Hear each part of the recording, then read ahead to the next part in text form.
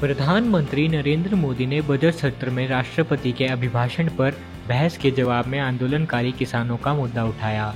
प्रधानमंत्री नरेंद्र मोदी ने राज्यसभा में अपने संबोधन में कहा कि हमें तय करना होगा कि हम समस्या का हिस्सा बनेंगे या समाधान का माध्यम।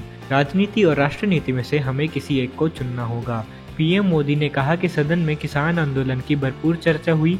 जो भी बताया गया वो किसान आंदोलन को लेकर बताया गया, लेकिन मूल बात पर कोई चर्चा नहीं की गई। पीएम मोदी ने सदन में चौधरी चरण सिंह के कथन का भी जिक्र किया। उन्होंने कहा कि किसानों का सेंसस लिया गया तो 33% ऐसे हैं जिनके पास 2 बीघे से भी कम जमीन है और 18% ऐसे हैं जिनके पास 2 से 4 बीघे जमीन है। ये कितनी भी मेहनत कर लें, अपनी जमीन पर इनकी गुजर नहीं हो सकती। प्रधानमंत्री ने अपने संबोधन में कहा कि मौजूदा वक्त में जिनके पास 1 हेक्टेयर से कम जमीन है वो 68% किसान हैं और 86% किसानों के पास 2 हेक्टेयर से भी कम जमीन है। हमें अपनी योजनाओं के केंद्र में 12 करोड़ किसानों को रखना होगा। प्रधानमंत्री ने अपने संबोधन में शरद पवार जैसे कुछ अन्य कांग्रेसी नेताओं का भी जिक्र किया। उन्होंने कहा कि शरद पवार जैसे कुछ नेताओं ने कृषि सुधारों की बात की है। शरद पवार ने अभी भी सुधारों का विरोध नहीं किया है। उन्होंने कहा कि हमें जो ठीक लगा वो किया, आगे भी सुधार करते रहेंगे। पीएम मोदी ने अपने संबोधन में कहा कि एमएसपी पहले भी था, एमएसपी अब भी है, एमएसपी आगे भी रहेगा। उन्होंने कहा कि सस्ते मूल्य पर गरीबों को राशन मिलता रहेगा और मंडियों का आधुनिकीकरण किया जाएगा। प्रधानमंत्री मोदी ने कहा कि हमें आगे बढ़ना होगा।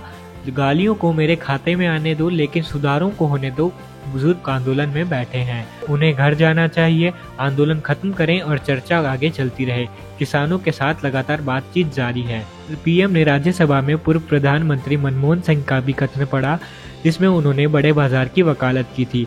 पीएम मोदी ने कहा कि मैं पूर्व पीएम मनमोहन सिंह के एक कथन को कोट करना चाहूँगा। उन्होंने किसान को अपनी उपज कहीं भी बेचने का अधिकार देने की बात की थी। लिहाजा विपक्ष को इस बात पर गर्व होना चाहिए कि पूर्व पीएम मनमोहन सिंह की बात को इस सरकार को माननी ही पड़ी है। सदन में पीएम ने कहा कि कुछ लोग हैं जो भारत को अस्थिर करना चाहते हैं।